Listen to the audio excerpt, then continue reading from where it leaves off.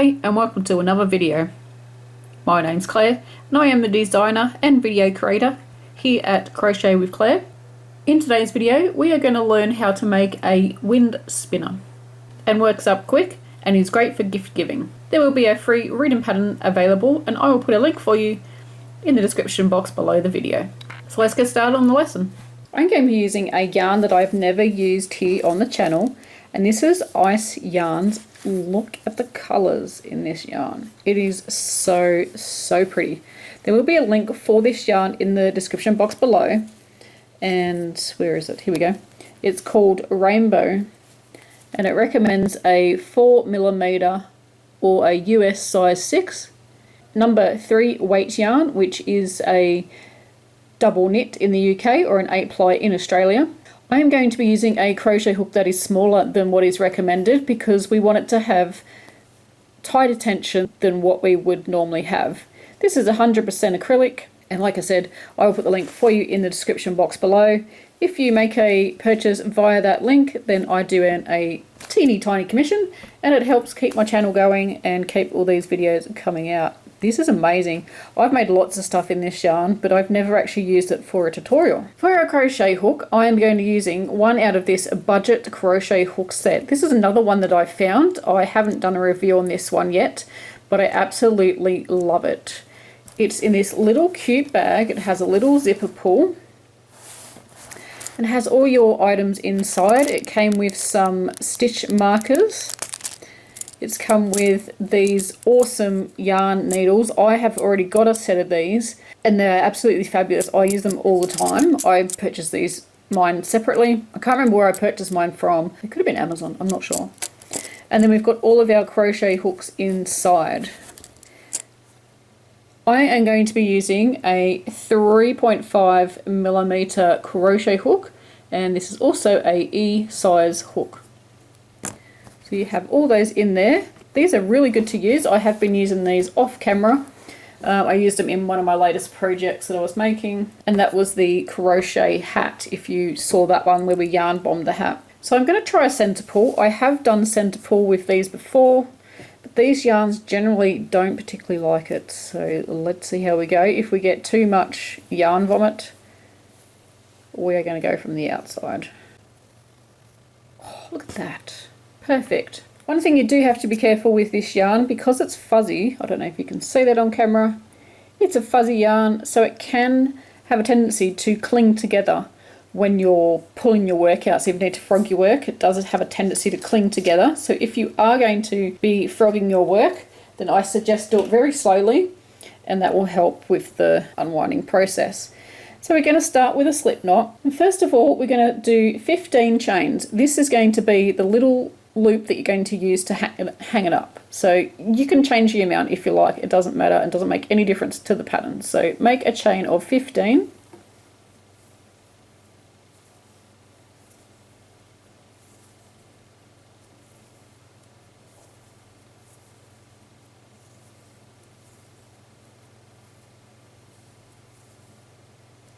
If you're using a thicker yarn than this, so if you're using a worsted weight, which is equivalent to an Aran weight in England and about a 10-ply here in Australia, you could use less chains because your chain is going to be longer. I would say this is approximately 3 inches long, and that becomes the little loop at the top of our wind spinner.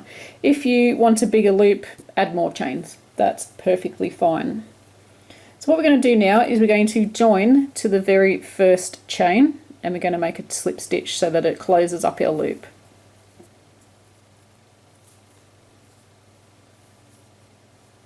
Oops, what have I got? Something's not right here. That does not look right. Here we go. Try it this way. That's better. So we're going to join that to complete the loop. Like I said, if you want your loop bigger, then you're most welcome to do more chains. For the next part of the project, we are going to be using a chain, and then I'm going to crochet back across.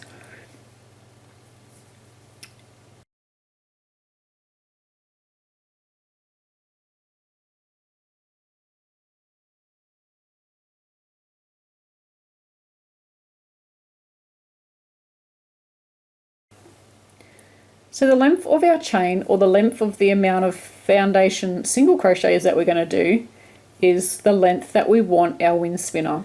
You can make them all different lengths. So it doesn't matter what yarn you're using, it's just going to be the length that you want your wind spinner.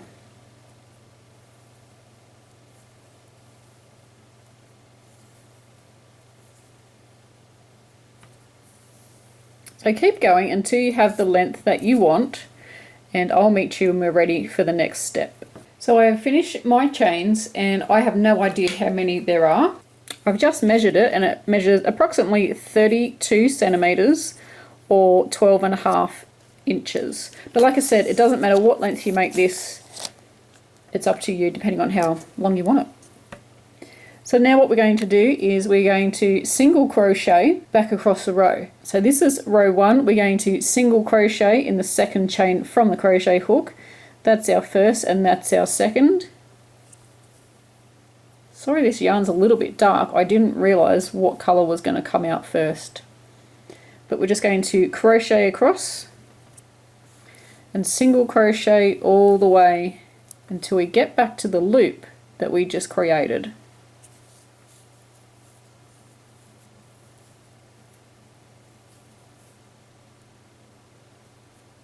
What colour are you choosing to make? Are you going with a solid colour? Are you going with stripes? Or are you going to use a colour changing yarn like this beautiful ice yarn?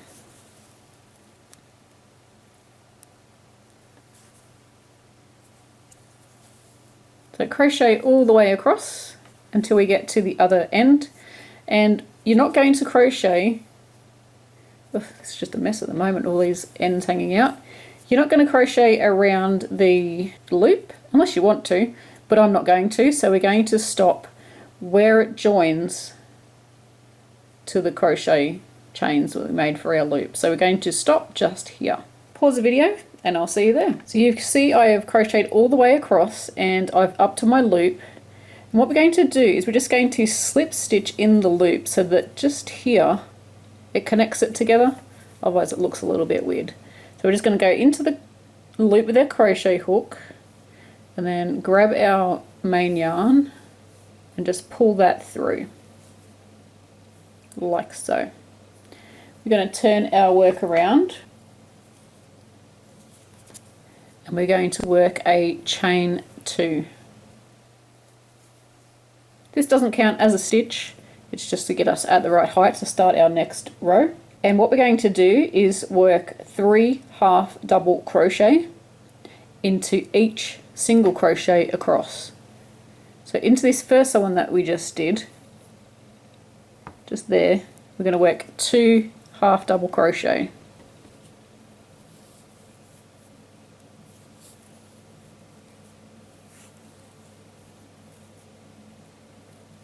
So again, yarn over, go into that same stitch just there.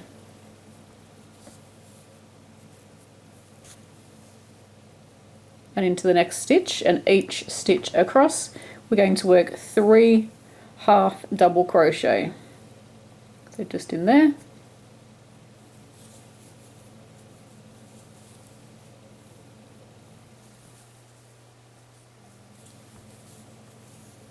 Oops. I'm telling you what to do, but I'm not doing it myself. So 3, not just 1. Okay, 3. And what's going to happen, because we're putting too many stitches in each stitch, so if we wanted it to lay flat we would do 1 every stitch across, but because we're doing 3, what happens, it's going to start to curl. And don't worry about how it starts to curl, in which direction, we can always fix this later if we need to. So what I found that when I made my the first ones that I made, it curled, and it didn't really curl as in the finished product, it kind of like went like a ruffle rather than a spiral. It was really strange.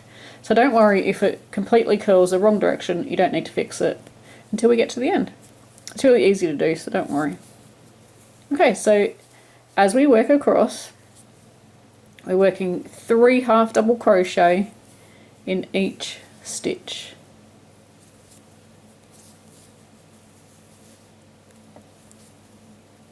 So pause the video and I'll meet you when we are up to the end of our row.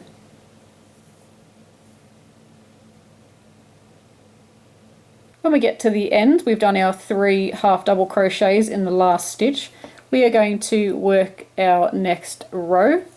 We're going to chain 3 and turn our work, and we are going to be working a double crochet on this row. The 2 options that you can do 2 double crochets in every single stitch if you want it to be plain, or you can do the version that I am going to show you how to do. So you want 2 stitches in the first stitch.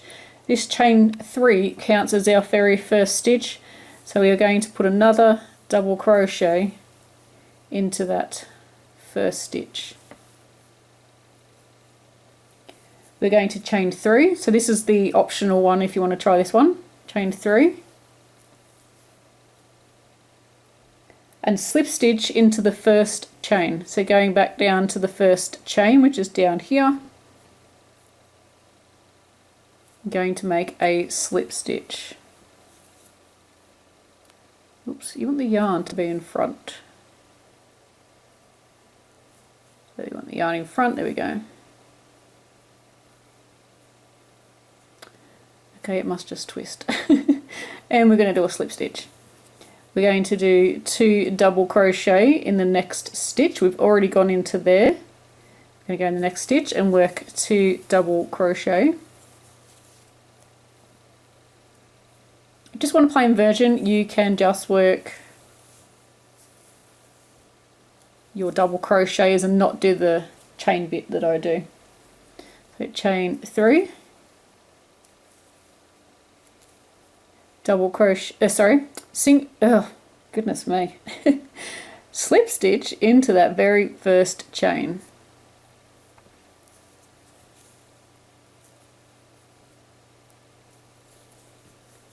Two double crochet in the next stitch.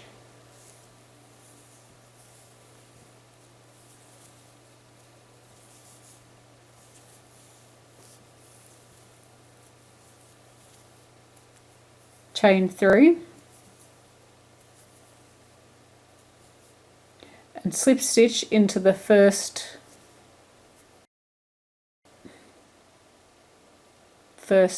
chain.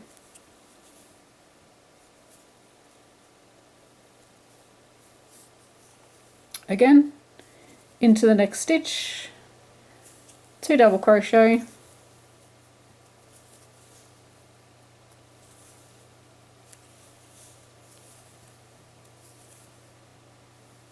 chain 3 and slip stitch to the first chain.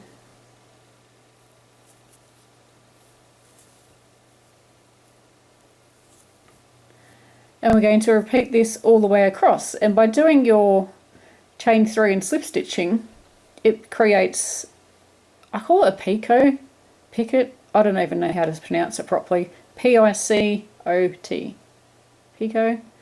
So it gives you little bumps as you go along. But like I said, you can easily do just the double crochets all the way across and totally ignore the chains and the slip stitches. So repeat this all the way across until we get to the other end. I'm right to the end of my wind spinner and I've just done my picot, and what I'm going to do is I'm going to chain 3 and then slip stitch down into the same stitch where this 2 double crochet is coming out of, and that will just finish it off. You could do a chain 2 if you like. I might just try a chain 2 because sometimes my chains are a bit loose, so let's see what happens.